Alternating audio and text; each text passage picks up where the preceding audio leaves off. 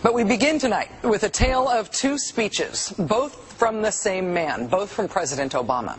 One speech that could have been billed as a ballad to the Constitution, a proclamation of American values, a repudiation of the lawless behavior of the last presidential administration, and another speech announcing a radical new claim of presidential power that is not afforded by the Constitution and that has never been attempted in American history, even by George W. Bush and Dick Cheney. Remarkably, President Obama today made both of those speeches simultaneously.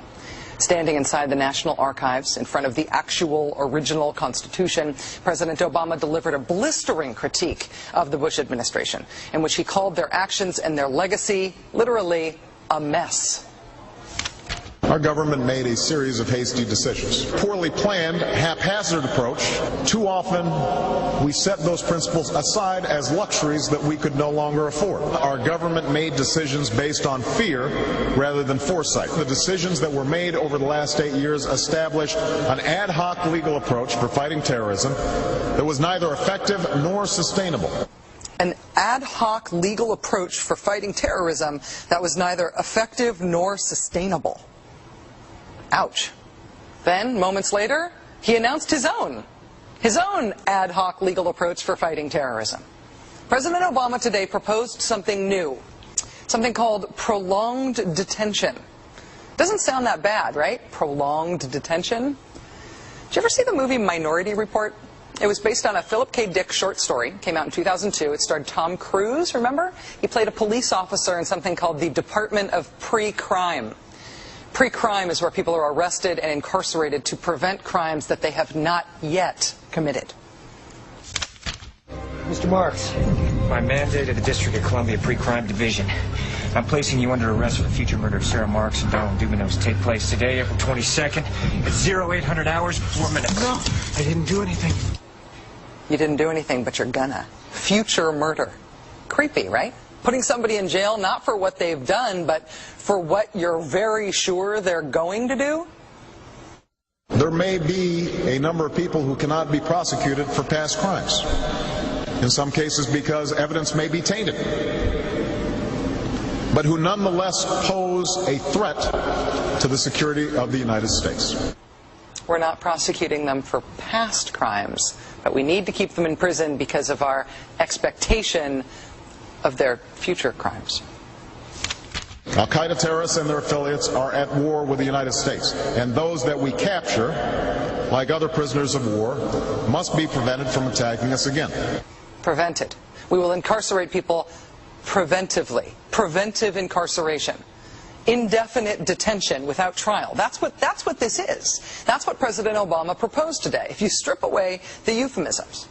One civil liberties advocate told the New York Times today, quote, "We've known this was on the horizon for many years, but we were able to hold it off with George Bush.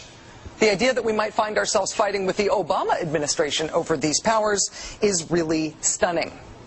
And it is stunning, particularly to hear President Obama claim the power to keep people in prison indefinitely with no charges against them, no conviction, no sentence, just imprisonment. It's particularly stunning to hear him make that claim in the middle of a speech that was all about the rule of law. But we must do so with an abiding confidence in the rule of law. Our government was defending positions that undermine the rule of law to ensure that they are in line with the rule of law. How can a president speak the kind of poetry that President Obama does about the rule of law and call for the power to indefinitely, preventively imprison people because they might commit crimes in the future? How can those two things coexist in the same man, even in the same speech? Well, that brings us to the self-consciously awkward, embarrassing part of this speech today.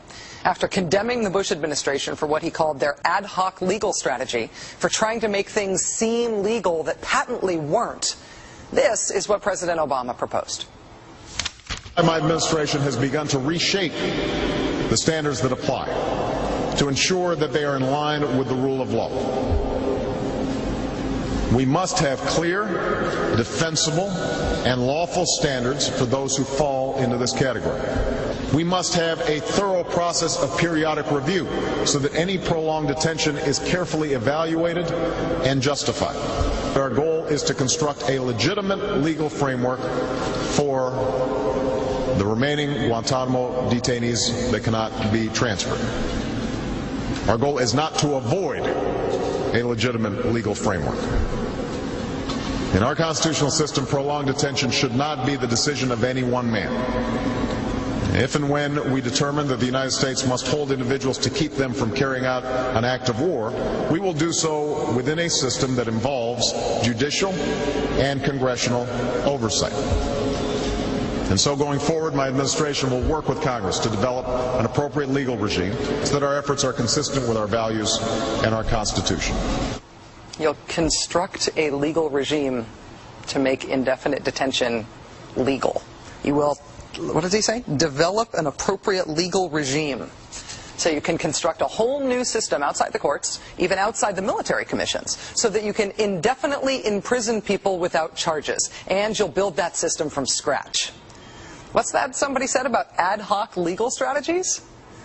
Just for context here, in the United Kingdom, where there isn't even a Bill of Rights, there's been a major debate about whether people can be held in preventive detention. Former British Prime Minister Tony Blair wanted 3 months to be the outer limit for how long anyone could be held. There was a big political fight about it. Parliament ended up limiting that power to 28 days. 28 days is still the longest period of preventive detention that's allowed under law in any comparable democracy anywhere in the world.